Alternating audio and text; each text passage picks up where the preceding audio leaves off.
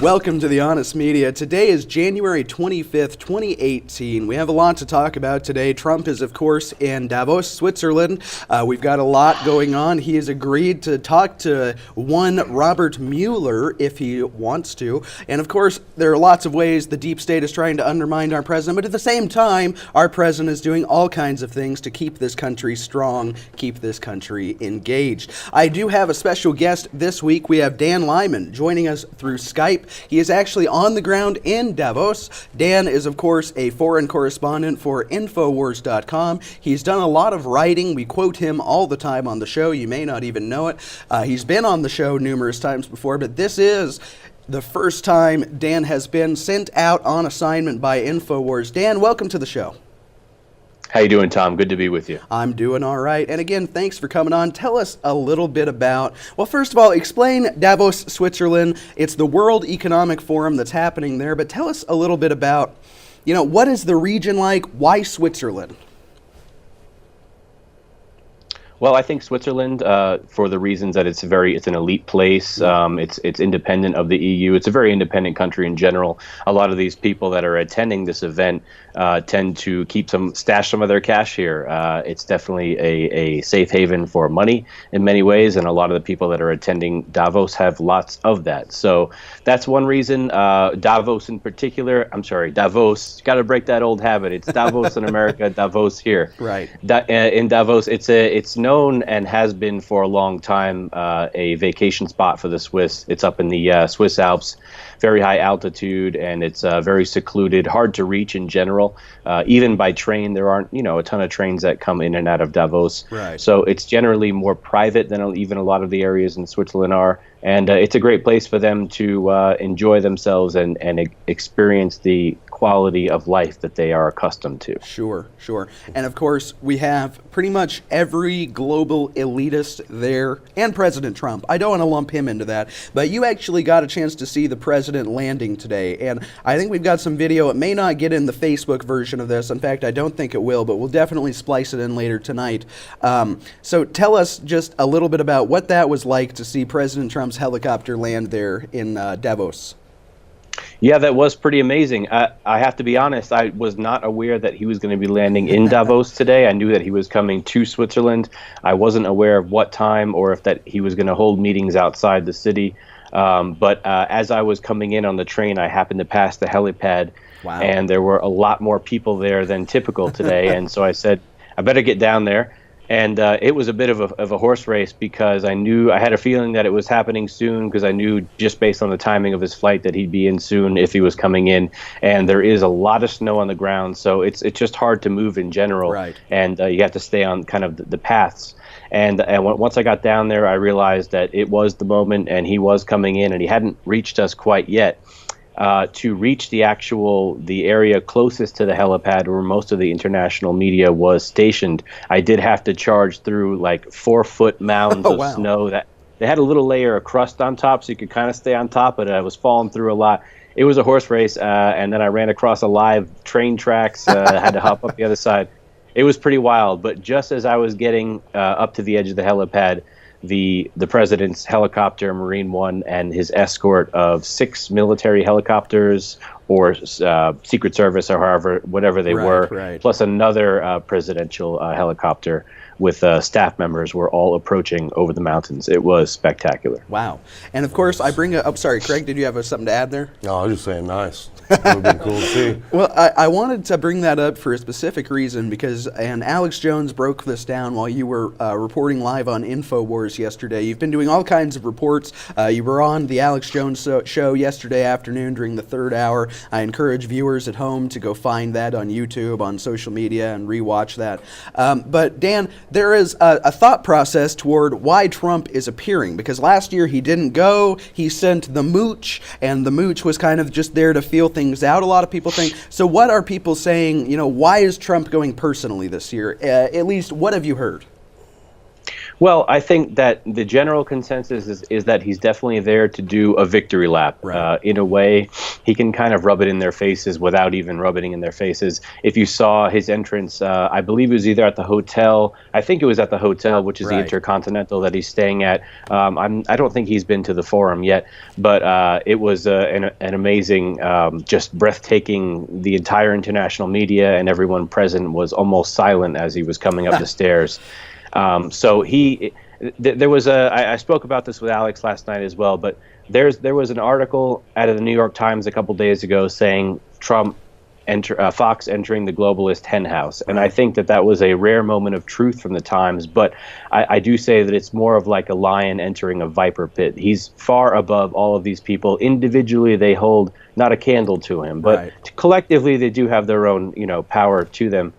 When they're all banded together. But in reality, Trump is far bigger than all of them and more powerful and just a better person in general. Absolutely. And tonight, he won't actually be speaking before Davos. That's scheduled for tomorrow. If you're watching this on Thursday, that's scheduled for Friday. If you're watching this on Saturday, well, it already happened, I suppose. But Trump is actually there tonight to meet with a series of CEOs, billionaires, that type of thing. A lot of people are wondering if maybe he's going to convince them, this is a guy who wrote The Art of the Deal, if maybe we've already seen Apple, Foxconn, all kinds of people bring factories back to the United States. Are you thinking maybe that's what Trump is doing by meeting with these businessmen, literally stealing, or not stealing, but persuading these people to bring their money to the United States instead of China, Europe, Africa, etc.?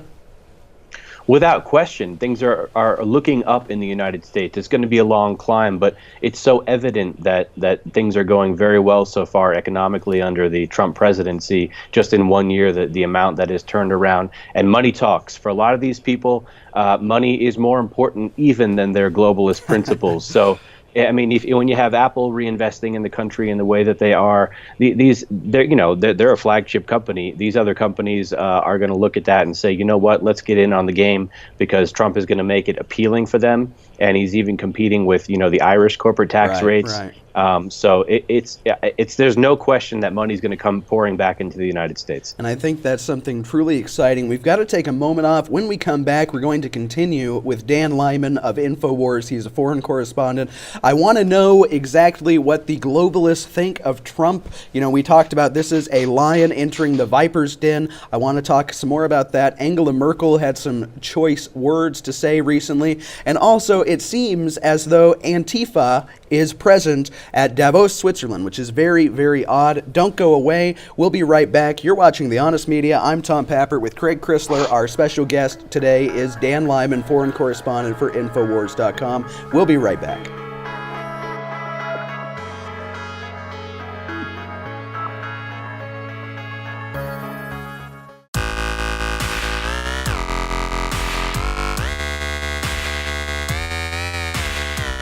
Welcome back to The Honest Media. Of course, my special guest is Dan Lyman, foreign correspondent for InfoWars.com. I'm going to turn it over to Craig Chrysler here because you had a good question that a lot of people at home are probably scratching their heads right now wanting to hear the answer to. So go ahead, Craig.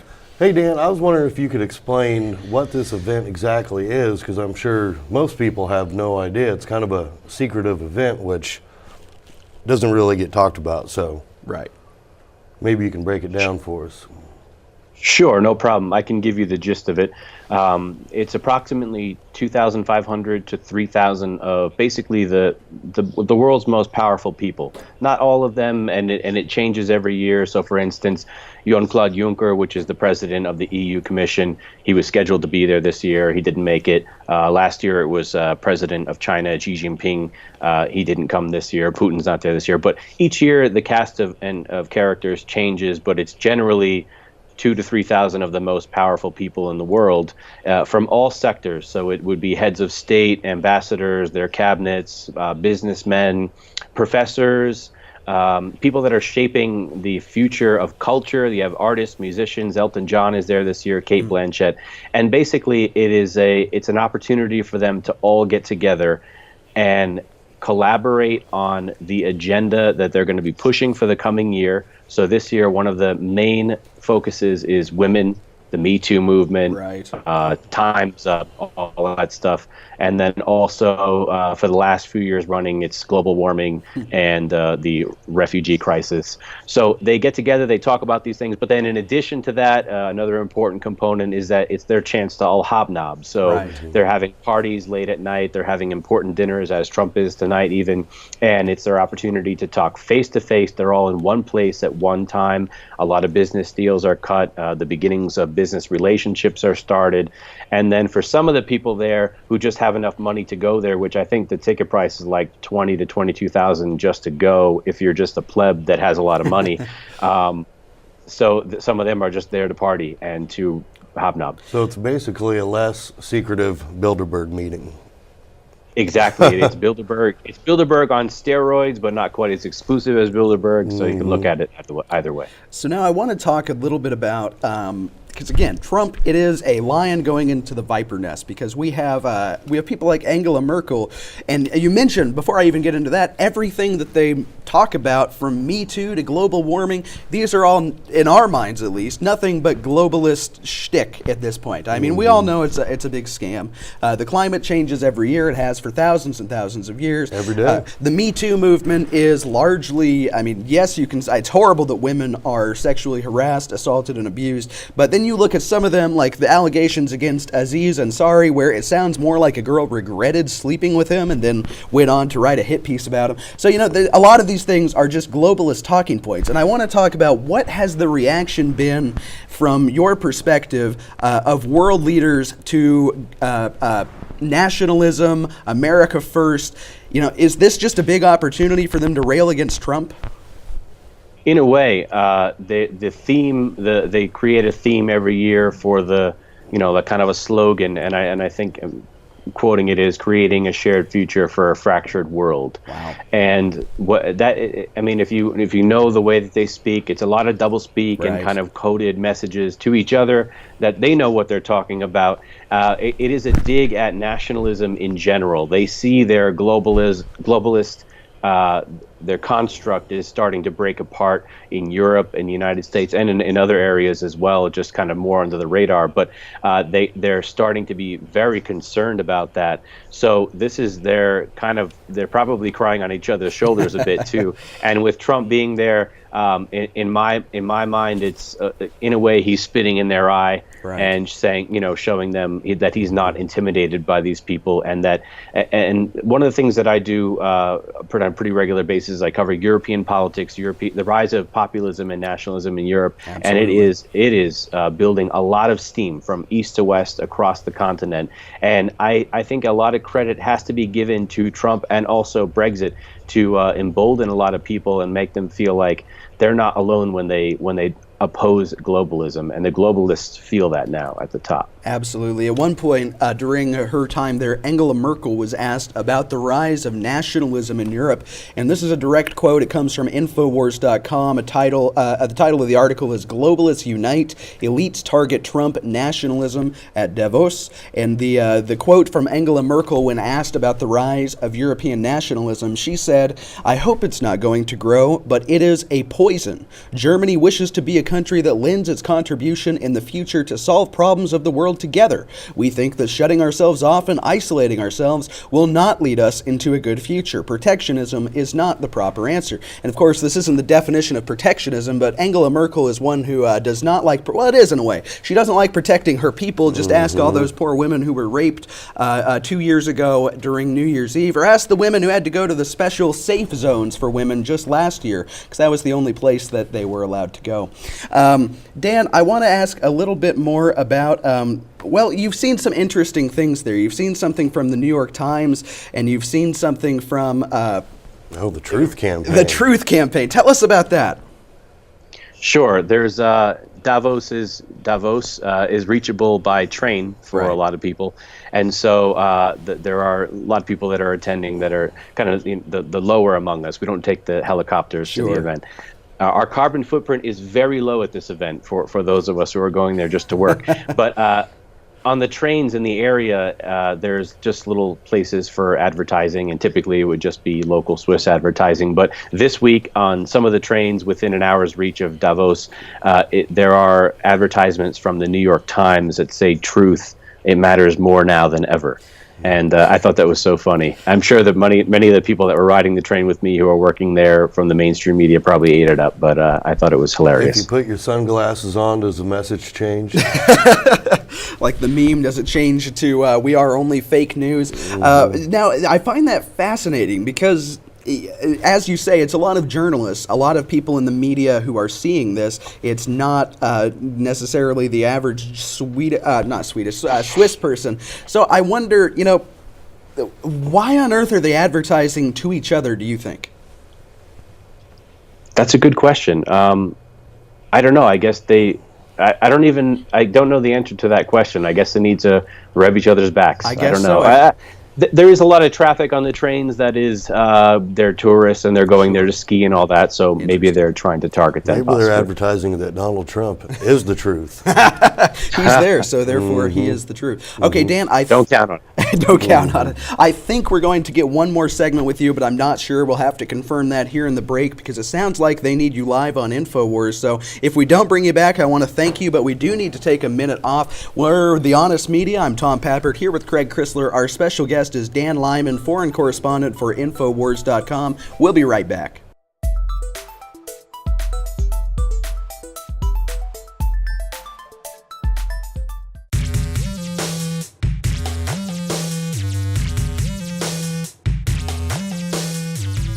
Welcome back to The Honest Media. I'm Tom Pappert here with Craig Chrysler. We were lucky enough to get Dan for one more segment, so I'm going to not beat around the bush. I'm going to go right into it here.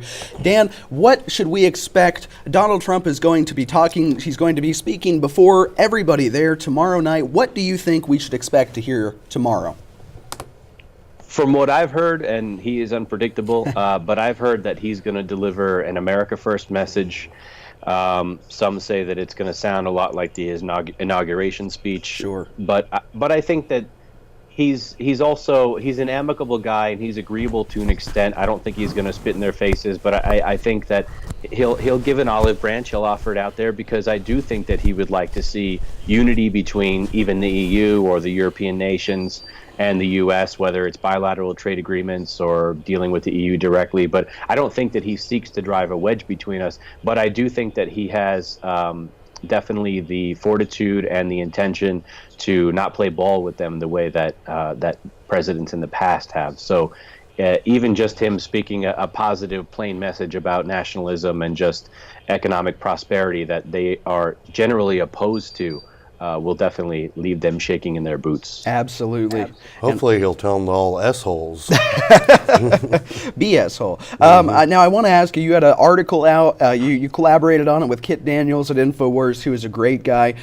You found what is being termed the AntiFur House, which, and I'm looking at it, they have at least 3 stories of a very, very, very expensive Swiss, it looks like a townhouse, rented out or they own it, and there are Antifa messages. I don't think we can get this up on screen. So there are words, climate change kills, something about global warming, they have to be fenced off, wipe out, WEF, because of course Antifa doesn't, they think this is a meeting of elites as well. But tell us, why is this house suspicious to you?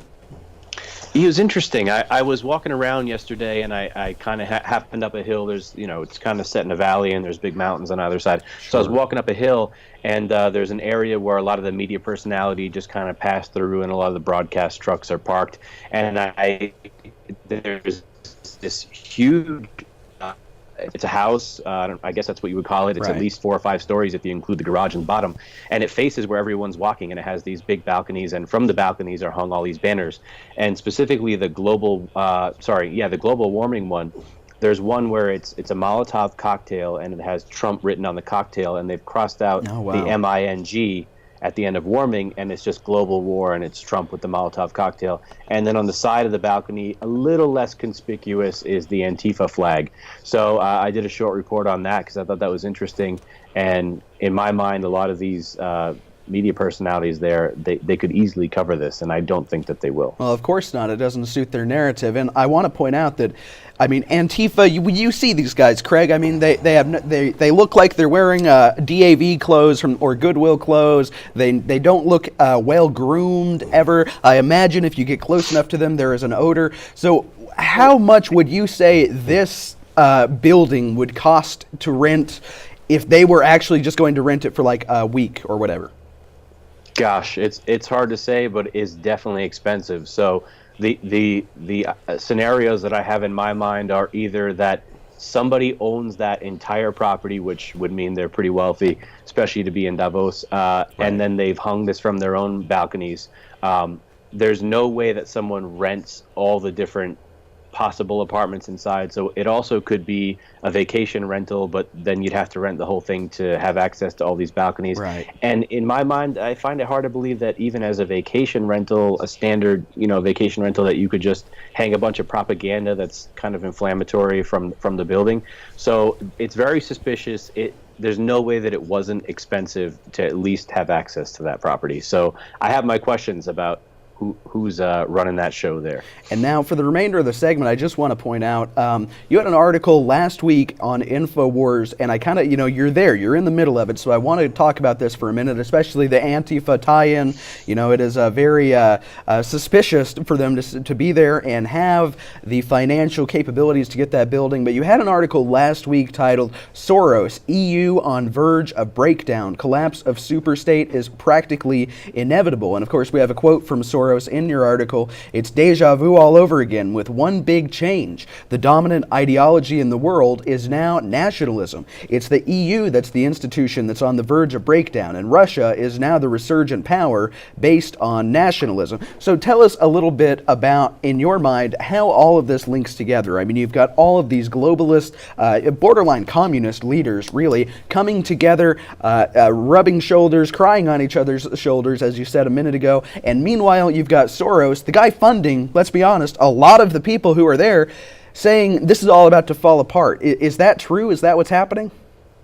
Well, I think something that the globalists do and Soros does very well is they'll blend the truth with their agenda and a little bit of untruth. Okay. So the truth is for sure that nationalism is on the rise across the world, and I do believe myself as well that the EU is a crumbling project. Right. But in a way, it's almost like I think Soros is signaling to others that he understands what's going on, but it's a way for them to say that the world is fracturing. And they're still blaming Russia.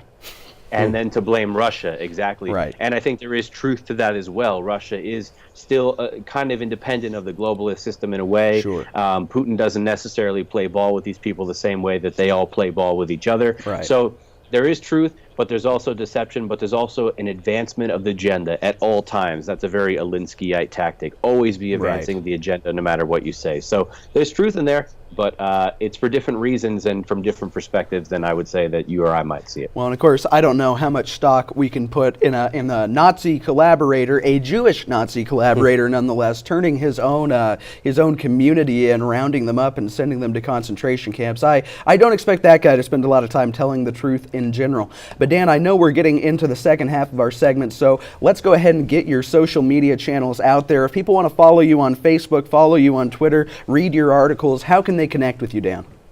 Sure, thank you. Facebook and Twitter, I'm at Citizen Analyst, very plain. And then all of my written work goes on InfoWars.com and also NewsWars.com, which is one of our spin-off sites. So you can find all my exclusive work there. And I do a collection of side stuff, but that's really the primary. Excellent. And I want to thank you so much for coming on the show. Now, viewers, if you are watching this live on Facebook, even if you're watching this at night, I encourage you to flip over to InfoWars or get it on your computer, however you've got it. Dan is going to be appearing there shortly after our interview concludes to continue talking about Davos, Switzerland, and what he's seen there. He'll be on with Alex Jones shortly. He may be on later in the day. Of course, you can find this online. It will be archived, all that type of stuff. Dan, I want to thank you so much for coming on the show today. My pleasure, Tom. Anytime. All the best. MAGA.